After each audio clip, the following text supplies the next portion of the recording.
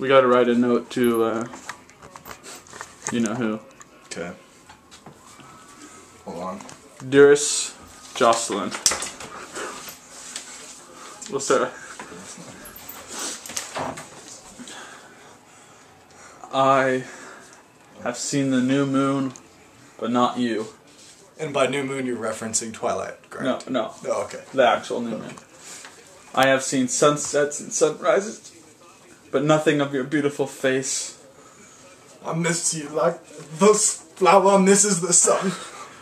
Like sun misses the flower in the depths of the winter to guide its light. I have seen skies of blue, red roses too. I have seen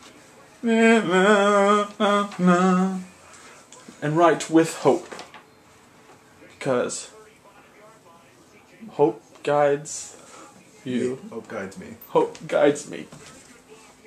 With all the heart and love I possess, Nathan. You mean Ulrich? Yes. Why do you have to finish it off with that?